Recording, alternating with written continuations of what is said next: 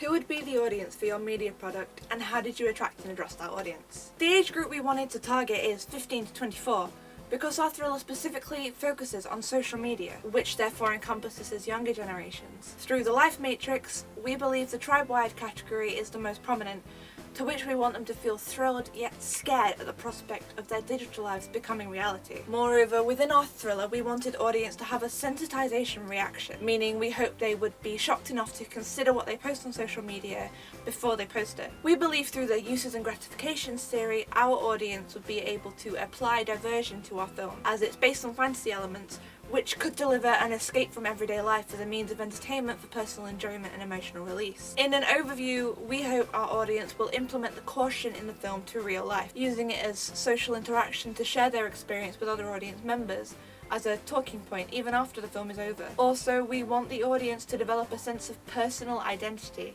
as our film may shift opinions on social media, as our audience can gain knowledge of the dangers within the internet through the genre of fantasy thriller and apply it to real life. It was vital we pinpointed our audience before we began production of our thriller or creating advertisements, as they influence upon the making of the film quite heavily. This was most obvious in the setting of the school for one of our chosen scenes. The discussion between Cindy and her friends as they decide to share the post simultaneously was set specifically in a school as a semic code for their age, which we couldn't have decided on if not for pinpointing a specific audience. When it comes to advertising our thriller, we saw it most appropriate and convenient to use social media. Putting together our own Facebook and Twitter page, I set about fashioning our banners and posters. To target our preferred audience, I used models of younger females to showcase that our thriller was not about the elderly, but about teenagers. We cultivated many differing posters, all to reveal a little bit of a story at a time, a technique which builds up a sense of climax and anticipation around the release date of our film. The aim was to achieve a sense of hype,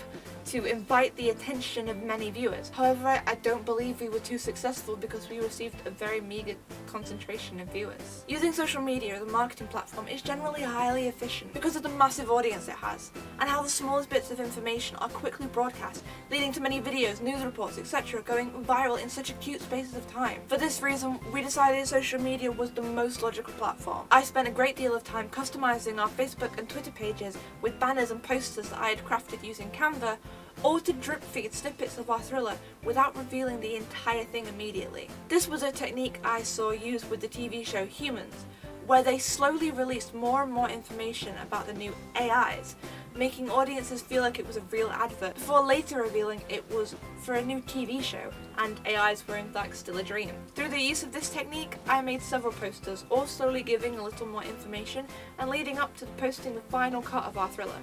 Another film that targets teenagers in a similar way is I, Robot, starring Will Smith. The premise of a futuristic setting where everything revolves around gadgets and technology both enthralls and terrifies a modern audience moving towards Internet 4.0. In this sense, I, Robot plays on the audience's fears just as we did with our thriller. Many people fear AIs taking over just as they fear the internet being used to target children. I, Robot was incredibly successful as they brought in a massive $347.2 million in box office, almost tripling their budget. Safe to assume their audience was appropriately targeted, which is why we need to be successful with our own audience. Maybe not as successful as iRobot, but we can only try. It can be implied that we took some inspiration from Carrie when trying to use already successful techniques to deliver a tense atmosphere within our thriller. The prom scene uses fast panning shots similar to the one we used to show Cindy's confusion, which is a well-known scene and worked well to show Carrie's hatred as she plotted to murder those who mocked her. We developed on this to blur the panning shot with Cindy's own face to demonstrate confusion rather than the murder ambience of Carrie. Overall, I believe we successfully targeted our chosen audience, connecting with them through popular platforms of social media in order to both engage and enthrall. A method that wouldn't have been plausible had we not chosen this specific audience.